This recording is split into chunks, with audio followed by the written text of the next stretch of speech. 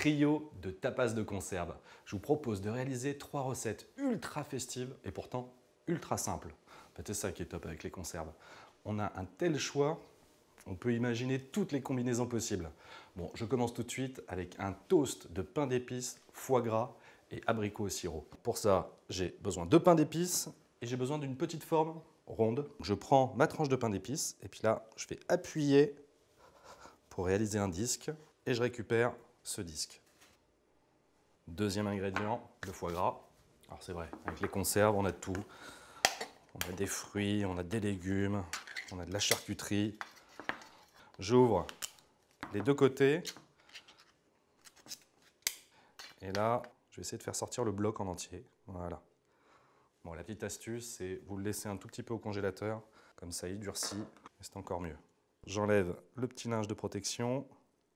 Voilà. Je vais réaliser des tranches. Bon, c'est là où ça devient périlleux, parce que le foie gras étant plus fragile que mon pain d'épices, il faut quand même que j'arrive à réaliser les mêmes cercles. Donc toujours mon verre, j'appuie, et alors là vraiment, tout doucement, je vais le récupérer. Voilà. Et donc je peux le déposer sur ma tranche de pain d'épices. J'ai mon pain d'épices, j'ai mon foie gras, il me reste à récupérer mes abricots.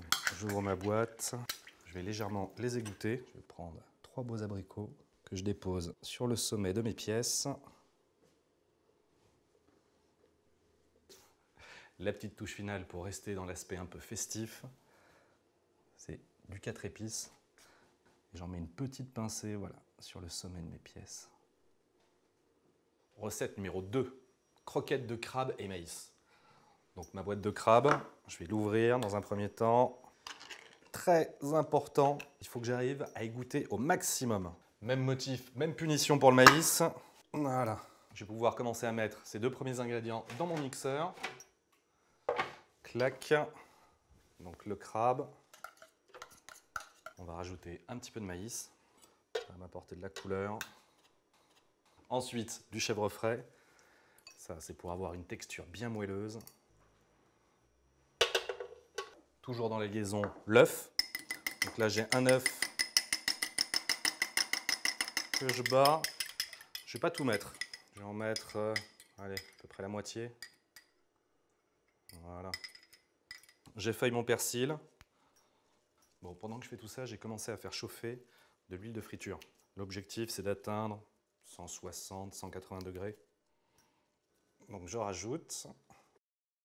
Assaisonnement, c'est le poivre.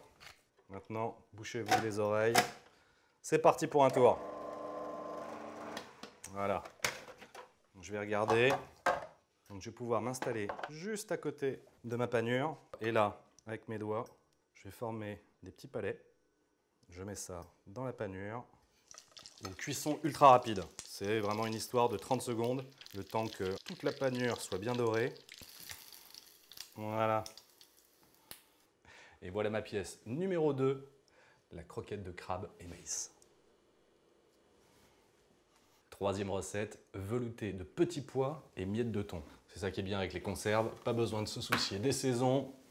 On peut être en plein hiver, les petits pois, on les a. Je vais ouvrir ma boîte de petits pois. Je vais la mettre dans mon blender. Alors là par contre, je ne vais pas égoutter, parce qu'en fait, le liquide m'intéresse pour mon velouté. Je vais prendre un peu de crème liquide. On va assaisonner.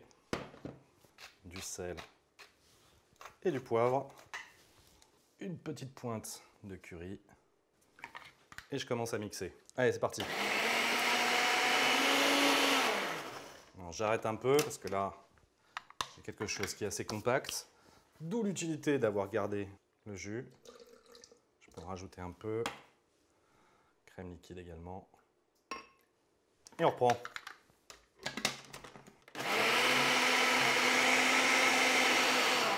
Voilà.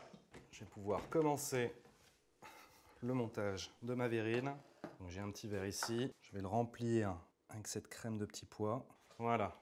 Donc maintenant, le thon. Donc j'ouvre ma petite boîte. Je vais l'égoutter. J'ai également du chèvre frais. Alors tout va consister à émietter ce chèvre frais. Donc je mets des petites miettes dans ma verrine.